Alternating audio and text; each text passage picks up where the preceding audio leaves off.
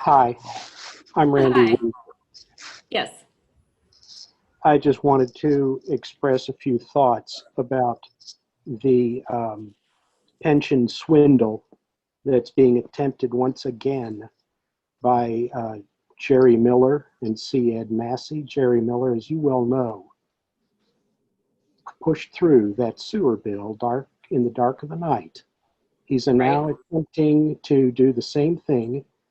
And I don't think that he quite realizes there are among us many teachers who will not be bullied.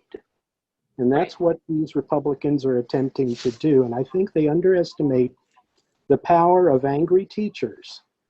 We instituted sick outs in 2018, and they had to back down from that shenanigan that Jerry tried to push through. When Miller was promoting this Bill 258 back in the spring, I said, this time, Jerry, you should include people that are a little bit beyond the limits of JCTA, which is the largest teacher union, one of the largest unions in the state, because there are some other voices here that need to be heard. Needless to say, he disregarded that, did not include us, and we are not being well represented by our union, which is JCTA. And I think that the legislators, such as perhaps you and Morgan McGarvey, need to understand that there are those among us who value education in spite of the perceived power that this Republican supermajority believes that it has. Mm-hmm. We are willing to stand up and stand firm to protect education. We're not in favor of 258 and this divide and conquer approach, which cuts off new hires and the commingling of funds under the TRS board with overage supposedly then going to pay the benefits or the legacy debt of TRS is simply a shell game. They're trying to hoodwink us, and if they weren't trying to hoodwink us, they wouldn't be in such a hurry to push this bill through, and to push this bill through during a pandemic. Why Right. is it Sure. so crucial right now? We have a virus that is changing mutations. We're being pushed back into the classrooms. I'm repeatedly receiving emails questioning my health conditions, my age, all of these things are of greater concern than fleecing the teachers right now with this Sure. so-called stop the bleeding euphemism. It is not going to stop the bleeding. If they want to stop the bleeding, put the missing ARC money back and don't create two tiers, because what this does is cut off the new funding. And I don't buy the argument that it's all under the TRS board. I've been to those TRS board meetings, and most of those people don't have a clue about finance. It's Gary Harbin who calls the shots, and unfortunately for us, the teachers in Jefferson County have been saddled with the same milquetoast leader for 21 years, the same leadership who eliminated term limits. We cannot get new blood in there. We cannot get a leader who will stand up for us. Our pension has declined from 93% funding, which is considered solvent, down to the 2017 Kavanaugh analysis, which put us at 35%, all under the same leader. And so when I talked to Jerry Miller and I said, you need to include some other voices at the table, he didn't listen to me. Right. If you know me, if you've seen the pension gamble, you know that I'm a firebrand and I am not willing to accept this 258. And I'm hoping that even though you're in the minority, that you can stand up to these bullies and represent us. Our union certainly isn't right now. They say they're simply tracking the bill. Goodness gracious, Brent McKim helped craft it. How can he now say that he's not for it? So Right. this is total disrespect for education. I have spent most of my life in education. I have a PhD. I have a master's from the London School of Economics. I know something about numbers. And I know that this is another attempt to fleece teachers. It's bad for the profession. It's bad for education. I agree. And, you know, if they think they're going to bully us again, I think they're making a mistake. Well, we've got to stop the bleeding. That is total BS. The bleeding began in 2004 under Ernie Fletcher when the Republicans held the Senate and they began to underfund the ARC. All they have to do is adhere to the actuarial analyses that they paid $50,000 to $80,000 a year for. Otherwise, if they ignore them, we're going to be downgraded again by Moody's and S&P and Fitch. They don't buy the bullshit, excuse my French, but they see what the numbers are and they say to Kentucky, we don't buy it. We're going to downgrade you again. So next time you want to have a public works project, you're going to have to pay a sky-high interest rate to get anybody to buy your bonds. Right. So a few of us understand this, but we're not being represented at the table. And Jerry Miller simply trying to railroad this through because they so-called have the power, I don't buy it. There are an awful lot of teachers in this state, and I think if they were informed, they would stand up again as they did in 2018 and rally on the steps in the middle of a pandemic, for goodness sakes. That's cruel. They think we're hogtied here because we're on virtual school. No, we can go to Frankfurt, we can drive down there, we can turn off our computers. Imagine the chaos if the teachers simply turned off their virtual connection to the students for a day, a virtual sick out. Well, I've had my say. I think you know me, and I think you know my position.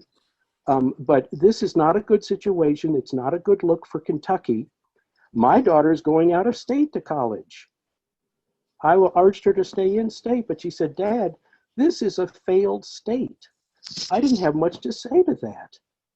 You know, and here I've been fighting for the last almost 8 years to do something to save this pension, and I can't even sit at the table with Jerry Miller and say, look, Jerry, you've got to come up with a different solution rather than chopping the pension in half and then labeling it legacy debt, which can then conveniently be pushed onto the localities which can declare bankruptcy, since the state cannot. That's their ultimate plan. We see through that. So I don't know what they're really thinking, how much more we're going to put up with, but I am freaking fed up. After all of this time, we're still having to fight the same battle because they don't want to cough up the money that they didn't put in that was originally earmarked for the ARC. And that's it. As I wrote in my tweet to you a minute ago, it's like murdering your parents and then throwing yourself on the mercy of the court because you're an orphan. That's what they're telling us. Oh, we don't have the money. Well, you don't have the money because you spent it on other projects. Right. Defined benefit plans can work if they are honestly funded, and they have not been since 2004. So I'm going to interrupt for a second. Please do. I'm finished. I've had my say, but this is just irritating to me that we have to fight this again and again and again. Absolutely. With bullies. Okay. Absolutely. And I want Tina to be able to hear from the other teachers on the call too, because there was a indication or implication that because the leaders had helped craft this bill, that the members, you know, it was an implied endorsement. And we just came off the election where members are trying to take the reins and do something to fight back. And you've got several members on the call right now who ran for office, but were shut out at every opportunity other than Kenyatta and Tyra. Tyra re-won her seat for secretary. Congratulations, Tyra, by the way. Thank you. And also Kenyatta won one of the regional seats, but Greg and Yvonne and several other people, Randy, several other people have been trying to fight back and have their voices heard. And we don't really know how many teachers would be opposed to this pension plan because they haven't done an actual survey that in any way wasn't unbiased. So I want you to hear from some of the other folks on the call who ran for these seats. So you know it's not just Randy and me. Of course. Hi, Mine is quick, so I will go next. I'm always succinct. And that is two things that I'm sure Randy has told you. Randy knows more about law, forgotten more about the pension than I know. So I always defer to him on that. But two things that I think it's important for people in Frankfurt to know. And one is, I was reading the Herald Leader. Yes, I subscribe. In addition to the Courier, where there was an article talking about, which there's been nothing really basically in the CJ, talking about House Bill 258. And JCTA and KEA have not taken a position, but for somebody who has not taken a position, there was lots of complimentary language from Brent McKim. And but the thing that really stuck in my craw was he was talking about this is a plan who has buy-in from all stakeholders. Really? Because no one asked the teachers. No one asked the classified staff. I mean, in other states, I'm with National Educators United, which is like a national union democracy group. And I start hearing about other unions who have general membership meetings more than once a decade, who when they do stuff like this, they ask their members, who have their members vote on endorsements. I mean, they have so much more democracy than we do. So when you hear them saying that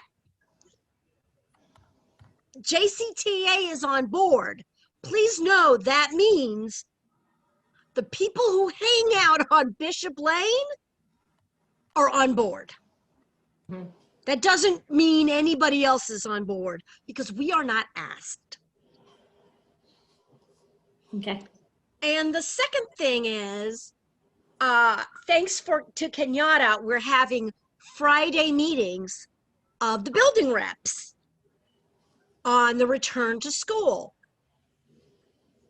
But we have had, I mean, until Kenyatta and I brought this up, we weren't talking about filtration in buildings. I mean, that's the most important thing, to make sure you have a MERV 13. And how many of our schools have that? What is that? The higher the number of filter, the finer the particles it can pick up. You know, once upon a time, that is a year ago, it really, the filtration system's purpose was to pick up some dust and some mold, and that's it. So even if you had something as low as a 6 or a 9, so what? But now you wanted to grab itty bitty teeny tiny coronavirus particles. Mm-hmm. And the minimum for that is MERV 15. Okay. I mean, MERV 13 rather. 15 is better. It goes up to 16 or 17. But you need, if not, then your own heating and air conditioning system is taking coronavirus. The kids may not be meeting in the hall, but their air is circulating all over the room. So this whole thing about kids can't be in the hallways together, which is good, means nothing because their air, Jimmy in the 2nd grade has COVID, and it is going into every other classroom through the HVAC. I'll add in here, there's one issue that I've been really trying to advocate for and understand. So we have, of course, the new school safety legislation where all the rooms need to be shut, the doors need to be shut and locked. Well, I'm in a classroom with 3 other teachers because I do special ed. Excuse me for a minute, get that to Brandy. I'm in a classroom with 3 other teachers who do special ed and we have no windows. So I'm really trying to push hard through whatever way I can figure out to do it for there to be a waiver, and there can be a waiver granted, but the district has to do it, so that if you're in a room that doesn't have windows, that potentially that your door could be open, because I quite honestly think we are more at risk of COVID spreading than we are of having a gunman come in. So Well, and even if you have a window, my building was built in 1959, and you know, Tina, I'm older than you. I'm an old lady. That, I don't But know, that- I'm pretty old. But I'm pretty sure that window was painted shut when I was still Oh. a child. Right. You can't open that window. It was painted shut decades ago. Right. Right. Greg, do you want to chime in on the pension concern? Yeah, I'll just say quickly, shell games are successful with a lot of distractions, and we seem to have a lot of distractions going on with teachers right now. It seems to me you could appeal to some old school honor. I mean, what you're doing is cowardly, or practice your well I never, and kind of start to think kind of thing. But I am just I share Randy's frustration, and I can't, it is amazing to me to see the brutality and speed at which this is trying to be pushed through in the middle of everything else going. Well, we did forget one tiny matter, and I promise it's 60 seconds worth, Tina. And that is, they talk about this new grouping for the new hires, saying that doesn't have any debt. We have the legacy debt over here, and they'll always be fine. Well, you know what?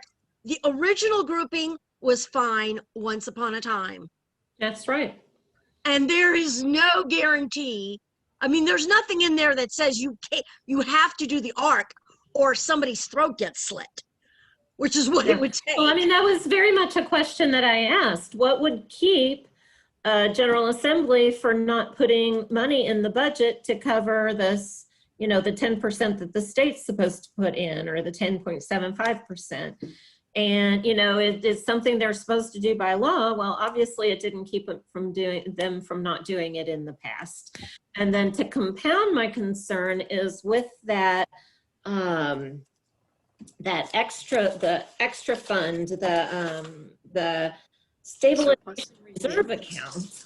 If that money, if it accumulates, if it can go over to the legacy funds and pay off debt, there is not going to be money to cover downfalls, and this, or the state might say there's plenty in the stabilization reserve account. We're not going to make our required budget amount this year. So yes, I agree completely that it may look all fine and dandy, but we know what can happen. Well, and we've learned from what's happened in other states, and we know that this is part of a privatization agenda to undermine public education. So even pretend like any of these proposals are made in good faith is, Right. And so as my representative, I would like to encourage you to speak out when it comes back, because I have a feeling it's going to come back, and say And it's going to be horrible. Say you've heard from your constituents. As a taxpayer, I want to make sure that this legacy debt doesn't get pushed down. And I also don't want our district to be the ones to have to increase benefits for new teachers because the state is shirking on the deal. This is going to cost us.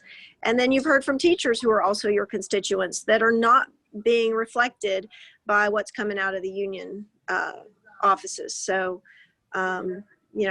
hopefully you can share our testimony, and let's fight this. We fought it this far. We're not ready to throw in the towel now. So I agree. I know Anna's on the call, so I want to make sure we switch over to her before our teachers have to leave for the PR